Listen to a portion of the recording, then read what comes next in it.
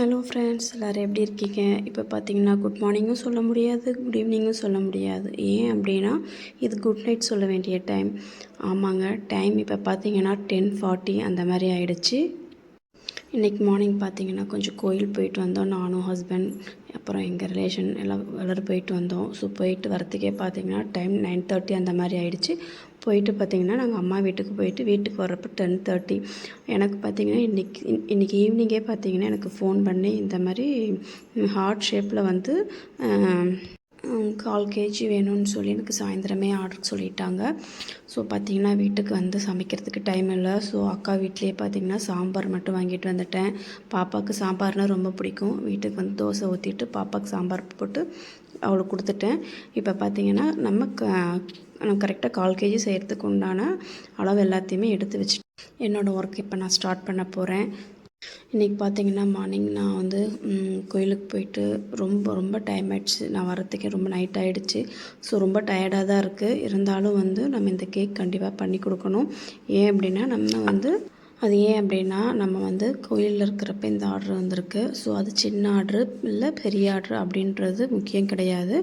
நம்ம சாமி கும்பிட்றப்ப நமக்கு இந்த ஆர்டர் வந்திருக்குன்றப்போ நம்ம கண்டிப்பாக அதை வந்து நான் இல்லைங்க என்னால் வந்து கரெக்ட் டைம் செய்ய முடியாது அப்படின்னு சொல்லி எந்த காரணமும் எனக்கு சொல்லணும்னு தோணலை. ஸோ நம்ம எப்படியாச்சும் நேரமாக வீட்டுக்கு போயிட்டு அவங்க இன்றைக்கி நைட்டு 12 மணிக்குள்ளே கேட்டிருக்காங்க.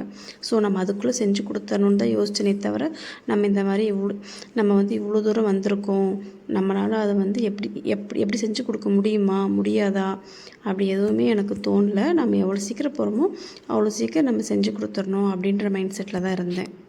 ஆனால் இந்த கஸ்டமர் பார்த்திங்கன்னா எடுத்தோன்னே ப்ரௌனி கேக் கிடையாது. அவங்க வந்து என்ன கேட்டாங்கன்னா இது வெண்டோ கேக் கேட்டாங்க. ஸோ அது கண்டிப்பாக கேட்டிருந்தாங்கன்னா எனக்கு ரொம்ப டவுட் தாங்க. ஏன் அப்படின்னா பார்த்திங்கன்னா நான் வீட்டுக்கு வந்ததே 10:30 தான். இந்த டைமில் நான் ஸ்டார்ட் பண்ணி கண்டிப்பாக பெண்டோ கேக்கினால் செஞ்சு கொடுக்க சான்ஸே கிடையாது. ஸோ அந்த எப்படி சொல்கிறது, கடவுளாக பார்த்து அவங்களோட மனசை மாற்றிட்டாருன்னு தான் நான் நினைக்கணும். ஏன் அப்படின்னா கண்டிப்பாக எனக்கு கோயிலில் இருக்கிறப்ப இந்த ஆர்டர் வரவும் நான் கொஞ்சம் சென்டிமெண்ட்டாக யோசித்தேன். ஸோ பார்த்திங்கன்னா அதுக்கேற்ற மாதிரியே அந்த கேக் வேண்டான்னு சொல்லிட்டு ப்ரௌனிலேயே வந்து ஹார்ட் ஷேப் எனக்கு பண்ணி கொடுங்க அப்படின்னு சொல்லி கேட்டிருந்தாங்க. என்கிட்ட பார்த்திங்கன்னா கரெக்டாக ஹார்ட் ஷேப்பில் எந்த மோல்டு இல்லைங்க, ஹார்ட் ஷேப் மோல்டு கிடையாது. ஸோ நான் பார்த்திங்கன்னா இப்படி தான் செஞ்சு எடுத்துக்கிட்டேன். இந்த பவுலில் போட்டு செஞ்சு எடுத்துக்கிட்டு தான் அப்புறமா ஹார்ட் ஷேப்புக்கு நான் கொண்டு வந்தேன்.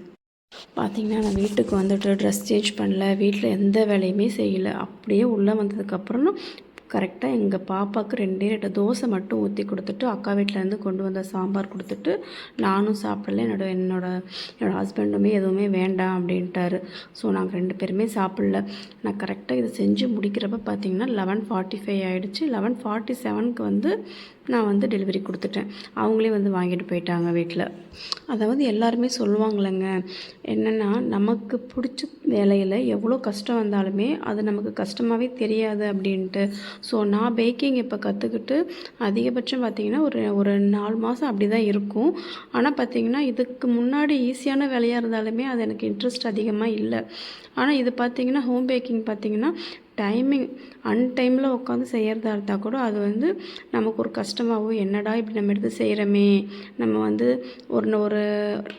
நாம் ஒரு நல்ல ஜாபுக்கு போயிட்டோம்னா காலைல போயிட்டு சாயந்தரம் வீட்டுக்கு வந்துடலாம், ரிலாக்ஸாக இருக்கலாம், அப்படி எதுவுமே எனக்கு தோணலை. எனக்கு வந்து இப்படி நம்ம டைம் எவ்வளோ ஸ்பெண்ட் பண்ணி நமக்கு எவ்வளோ கஷ்டமாக இருந்தாலுமே இந்த வேலை வந்து ரொம்ப பிடிச்சி செய்கிற மாதிரி தான் இருக்குது. ஸோ இதை தான் எல்லாருமே சொல்லுவாங்க போல இருக்குது. அவங்களுக்கு பிடிச்ச வேலையில் எவ்வளோ கஷ்டம் வந்தாலுமே அது அவங்களுக்கு கஷ்டமாகவே தெரியாது.